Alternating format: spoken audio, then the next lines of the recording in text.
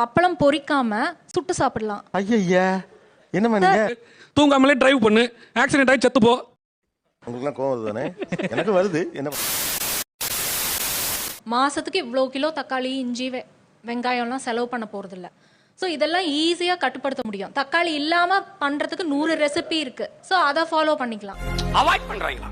நானும் அதை பத்தி கவலைப்படுறது. இப்போ நீங்க அரிசி விலை ஏறுது, தக்காளி விலை ஏறுது, பச்சை மிளகா வருது, நீங்க எதுவுமே பண்ணாம சாப்பிடாம இருங்க.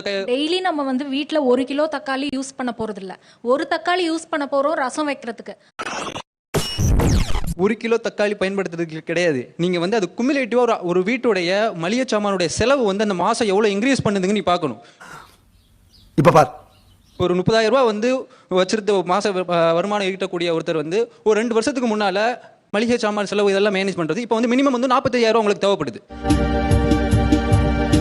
தக்காளி விலை, பச்சை மிளகா விலை இதெல்லாம் சேர்ந்ததுதான்.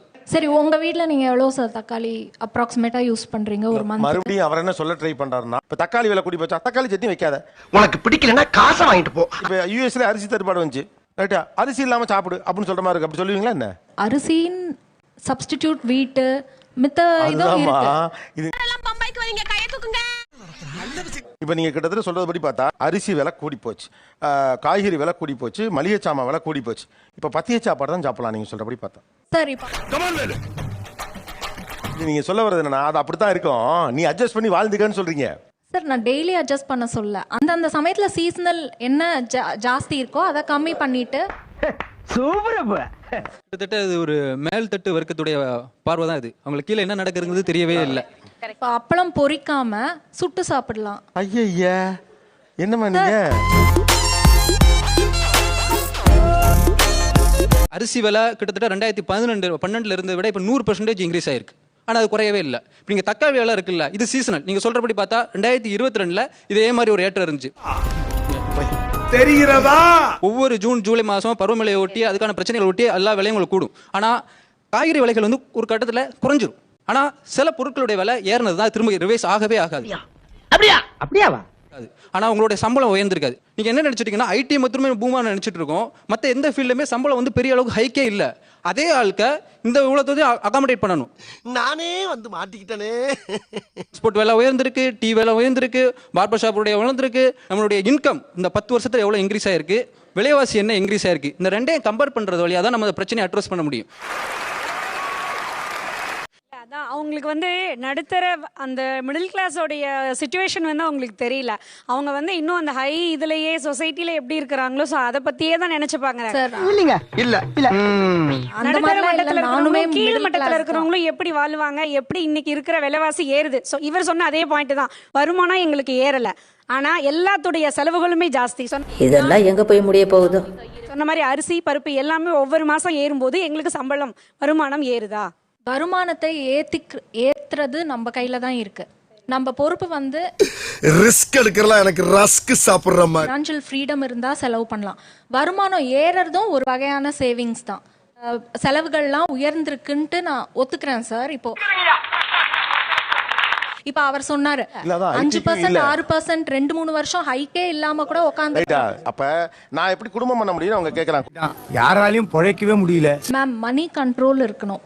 நீங்க வந்து பட்ஜெட் கரெக்டா பிளான் பண்ணிக்கணும். நான் வந்து மளிகை கடை வச்சிருக்கேன், சூப்பர் மார்க்கெட், மாலு, ஹோல்சேல் கடைங்க நிறைய கடை ஆயிடுச்சு. இன்னொன்று ஆன்லைன்ல நீங்க எல்லாம் வாங்கிடுறீங்க. ஸோ எங்களை மாதிரி சின்ன சின்ன கடைகள்ல என்ன எப்படி எவ்வளோ பெரிய வியாபாரம் வந்துடும். நாங்கள் காய்கறி வாங்குறத கூட மால்லையும் ஹோல்சேல் கடையிலையும் 8 மாடி கடைகள்ல தான் போய் வாங்குறாங்க. அப்ப நாங்க எப்படி நாங்க பிழைக்கிறது சொல்லுங்க?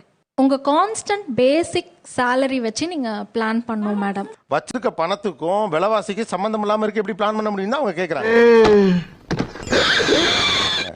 6 மாசத்துக்கு முன்னாடி 1500 ரூபாய் இபி பில் கட்டினேன். லாஸ்ட் மந்த் வந்து 6680 ரூபாய் இபி பில் கட்டியிருக்கேன். நான் எப்படி கட்ட முடியும்? நீங்க தான் கரண்ட் யூஸ் பண்ணிட்டு அந்த கரண்ட்காக பில் கட்டணும். இந்த மாதிரி சிச்சுவேஷன்ல வந்து நீங்க வந்து இன்கம் ஆஃப் பண்ணிட்டு படுத்துவீங்க. இல்ல சார், வேற என்ன பண்ண சொல்றீங்க? ஏன்னா நீங்க சொல்லிட்டே இருக்கீங்க.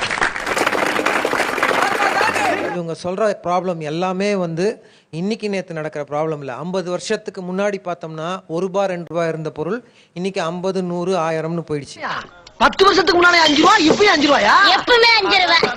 ஆனால் இதை வந்து எப்படி பிளான் பண்ண முடியும் அப்படின்னு சொன்னால் உங்கள் வருமானத்துக்குள்ள ஒரு அமௌண்ட்டை, அதாவது ஒரு 20% மினிமம் சேவ் பண்ணணும். இந்த ரேஞ்சில் போனா இந்திய பொருளாதாரம் எங்கேயோ போய் நிக்குமே சார். பே பண்றதுக்கான வழியே இல்லையே சார். அதுக்கு அதிகமானதானே நாங்க செலவு பண்றோம். இல்ல உங்களுக்கு 100 ரூபாய் வருதுன்னா 105 ரூபாய்க்கு தான் சார் செலவாகுது. 100 ரூபாய்க்குள்ள நீங்க வந்து வாழ பழகிக்கணும். டெய்லி அது அத்தியாவசிய தேவை.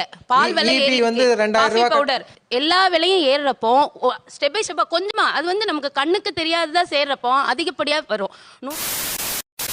10,000 ரூபாய் வருமானம் வருதுன்னா 11,000 ரூபாய் 12,000 ரூபாய் நமக்கு வருது. இதுல என்ன சார் சேவிங் பண்ண முடியும்? நீங்க சொல்ற எதையுமே நம்மளால மாத்த முடியாது. நம்மளோட வருமானத்தை ஒண்ணு அதிகப்படுத்தணும். இல்ல காபி ஆஃப்டர் கொரோனாக்கு அப்புறம் இன்கிரிமெண்ட் போட்டது எவ்வளவு கம்பெனிஸ் எவ்வளவு ஸ்கூல்ஸ் நீங்க கேட்டு பாருங்க. நீங்க திருப்பி ஜெனரலா ஒரு டாபிக் தான் பேசுங்க.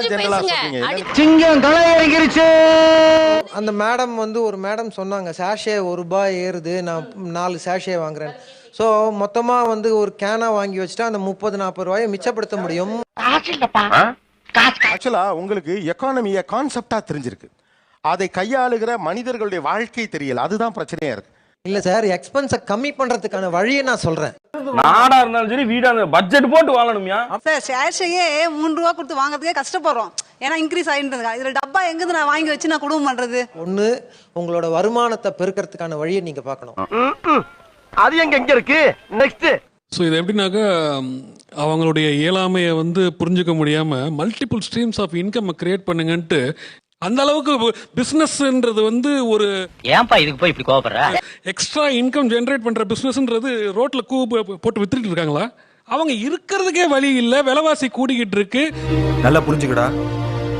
என்னால் வாழ முடியலன்னு சொல்லிக்கிட்டு இருக்காங்க. எக்ஸ்ட்ராவா இன்கம் பண்ணுன்னா அப்போ ஆல்ரெடி 10 மணி நேரம் ஒர்க் பண்ணாமல் நைட் இன்னொரு 4 மணி நேரம் வண்டி ஓட்டு, தூங்காமலே டிரைவ் பண்ணு, ஆக்சிடென்ட் ஆகி செத்துப்போ. என்னப்பா சண்டைக்கு வர மாதிரி?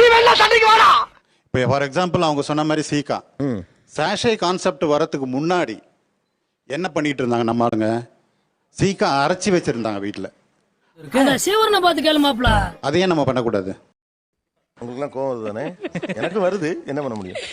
சீயக்காய் அரைப்பதன் வழியாக 30 ரூபா மிச்சம் பண்ணிவிட்டான். ரைட், இப்பவும் பத்தல. அடுத்து சொல்லுங்க. நீங்க இப்படி செய்வீங்கன்னு நான் கனவுல கூட எதிர்பார்க்கல சார். அவங்க சொன்ன அந்த சோப்பு, வாஷிங் சோப் இருக்கு இல்லைங்களா, பவுடர் சொன்னாரு. நீங்க பிராண்டட் போனீங்கன்னா கண்டிப்பா விலை ஜாஸ்தி. நான் ஏன் பிராண்டட் போக கூடாதுன்னு சொல்லுங்க. அப்ப நான் ஏன் சார் கட் பண்ணணும்? கட் பண்ணாதே, பேசு. அப்ப அந்த அஃபோர்டபிலிட்டி இருக்கணும். நான் ரீசனபிளா சம்பாதிக்கிறேன் சார். அஃபோர்டபிலிட்டிக்கான எனக்கு அஃபோர்டபிலிட்டி இருக்கு, ஆனா விலை கூட இருக்கீங்க. அதான் போலிங்கா ஃபீல்டிங்கா. இப்ப நான் நல்ல பிராண்டு போட்ட ஒரு சோப்பு போட்டு நான் ஏன் குளிக்க கூடாது? ஏன் ஏழையுமே ஏன் அதை போட்டு குளிக்க கூடாது? அவன் சவுக்காரம் போட்டு குளிக்கணுமா? என்ன சொல்றீங்க? எனக்கு புரியலையே. தயவு செய்து சப்ஸ்கிரைப் பண்ணி வீடியோ பாருங்க. அதான் அவர் சொல்றாரு, வெளியில போய் பாருங்க. அவன் 12 மணி நேரம் சாதாரணமா வேலை பார்த்துட்டு இருக்கான். எவனும் சும்மா இல்ல. அப்படி என்ன சொல்றீங்கன்னா, நீ வந்து உழைச்சுக்கிட்டே இருக்கணும், ஆனா உனக்கு அஃபோர்டபிலிட்டி இருக்காது, வாழ்க்கையை சுருக்கிக்கிட்டே இருக்கணும். எப்படி வாழ முடியும்?